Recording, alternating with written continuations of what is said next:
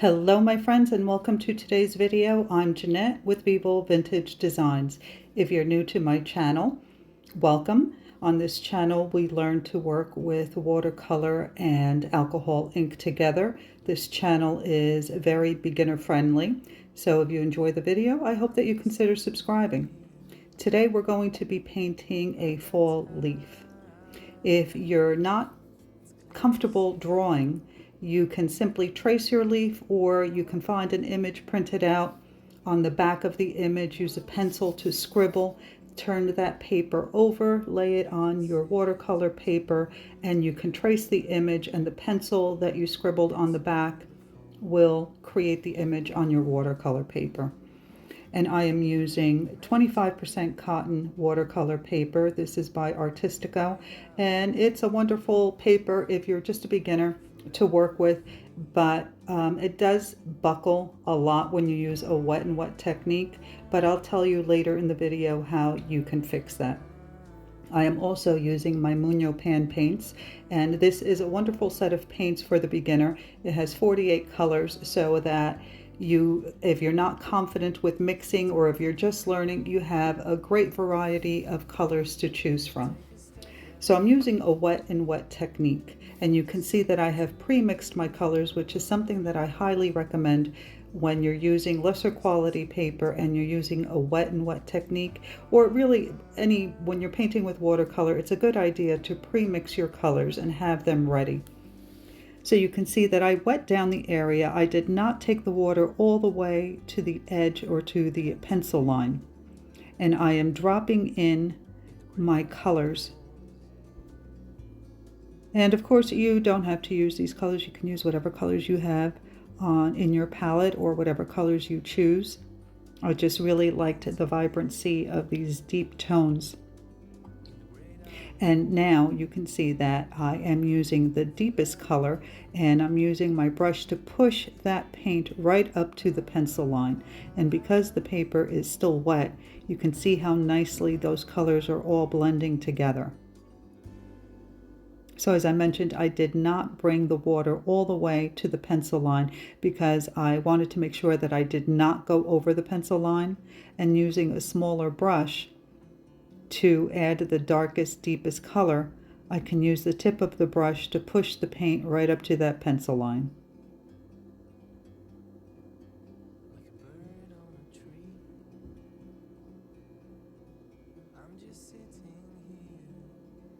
I forgot to mention, when you're sketching your leaf or tracing your leaf, make sure to add the veins, to draw in the veins, because in just a moment I am going to use the back of a brush to create the veins, and it's a really simple but very fun technique, and the effect is perfect. You can see here I'm using the brush, and while the paper is wet, I'm running the end of that brush through the paint and creating the veins. And what happens is you're creating kind of like a well in the paper, so the paint deposits into that well and creates these veins, and it's a wonderful effect. Very, very simple. You can also use this technique for definition or detail in flower petals. I do have a few videos where I use this technique to create details in flower petals. I'll try to link some of those videos in the description box so that you can take a look if you're interested. Now, this turned out really well so far. I could have stopped at this point, but if you're familiar with my work, you know that I have a tendency to overdo it, or not to know when to stop. So you'll see that I do continue with the painting. And now the paper is drying, and I am adding some spots, but because the paper is drying, you can see that the paint doesn't spread as much. So I don't want any hard lines. I will use, well, right now I'm trying to clean off a smudge because, as usual, I smudged the paper. So you can usually clean that up simply by using some clean water, dabbing it over that area, and then lifting the paint with a paper towel.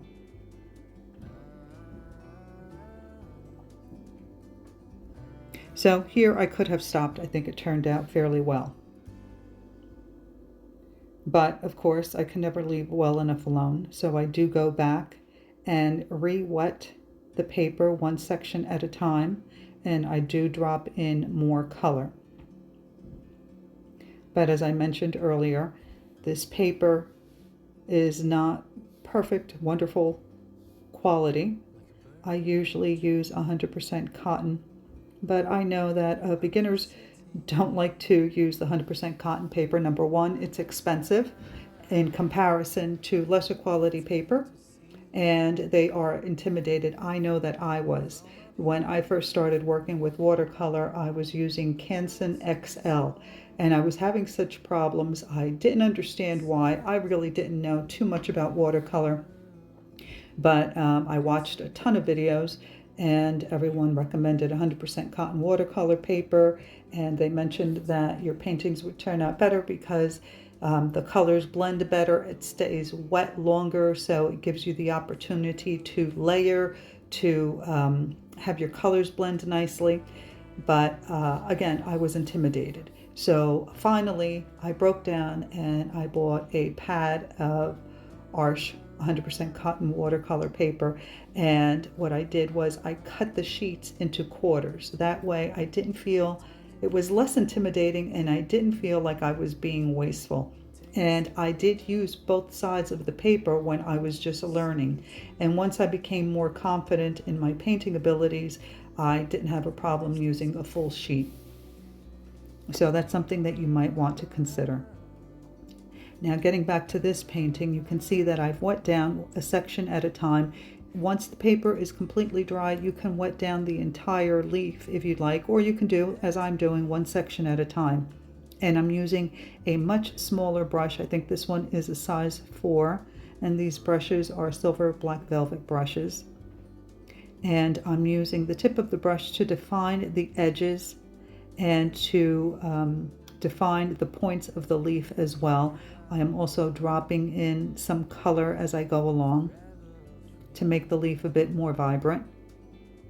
And it was actually fine before, but again, I can't leave well enough alone. I always have to do a little extra. But you can see that this was really, really simple to do. So if you enjoyed this painting and you do give it a try, I would love to see how you do.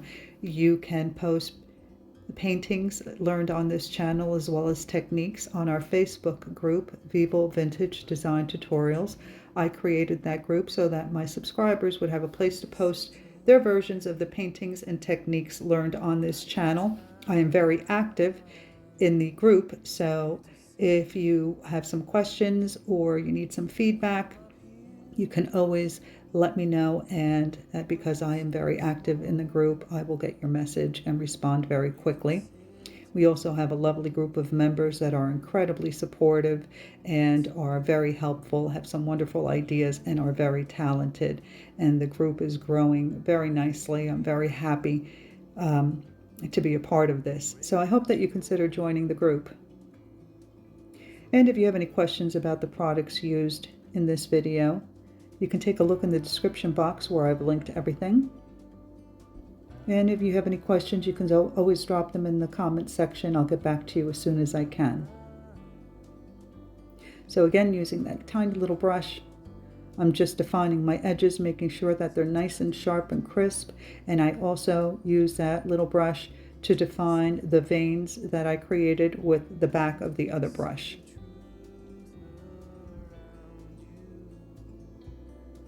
Okay, we're almost done with this painting. So let me tell you how you can fix paper that has buckled. This is what I do. I let the paper dry completely. I turn it upside down, face down, and I spray the back of the paper. I lay a towel over it, or you can lay another piece of paper over it, and then I put some heavy books on it. And I let it sit like that overnight. And I will also admit that in the past, I have also used an iron. I lay the paper face down, I put a towel over the paper, and then I use the iron on the steam setting, and I iron the paper, and then I lay some heavy books on top of it, let it sit overnight, and in the morning my paper is perfectly flat. So if you have issues, you can give both of those methods a try. All right, everyone, thank you so much for watching. Please don't forget to like, comment, and subscribe. I will see you in the next video, and thank you so very much for watching. Bye.